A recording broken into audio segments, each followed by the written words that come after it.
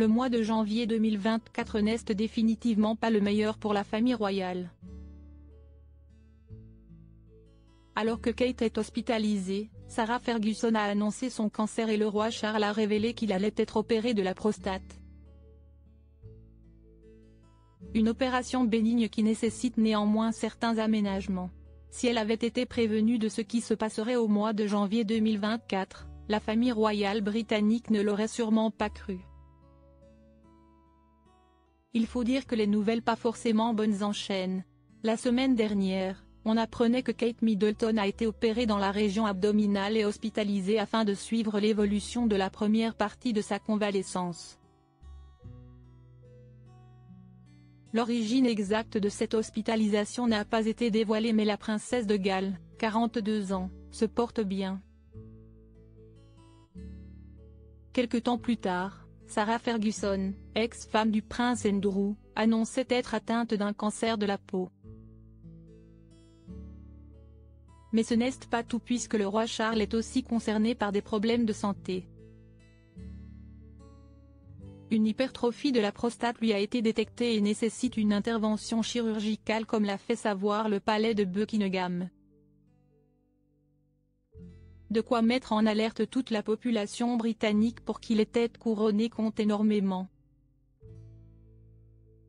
Le professeur Damien Bolton, vice-président de la Société d'urologie d'Australie et de Nouvelle-Zélande, a néanmoins rassuré les plus inquiets en expliquant que cette intervention est généralement peu invasive et réalisée sans aucune incision cutanée.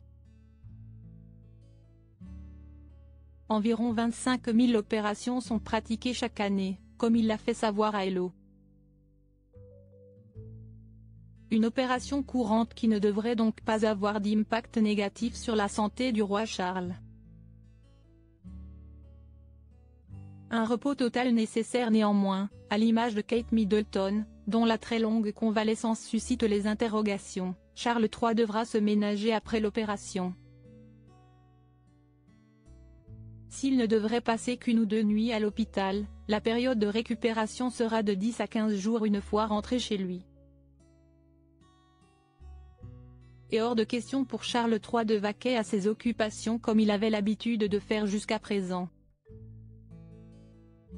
Charles III devra ralentir le rythme et éviter les activités. Un alitement serait même préconisé pour accélérer le rétablissement du souverain. Voilà qui ne devrait pas vraiment ravir l'hyperactif qu'il est. Camilla Parker Bowles donne des nouvelles de Charles ce 23 janvier, au cours d'un déplacement qu'elle a donc fait en solo. Camilla Parker Bowles a donné des nouvelles de son mari. À la foule venue la saluer et la rencontrer, Camilla Parker Bowles a indiqué qu'il se portait très bien. « Il va bien, merci beaucoup.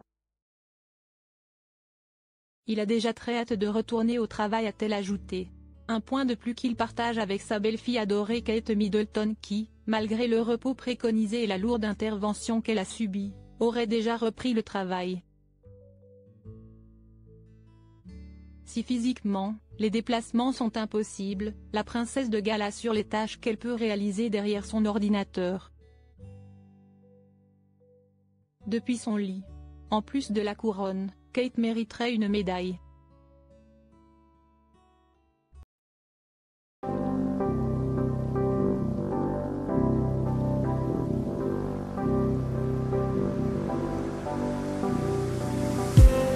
I just need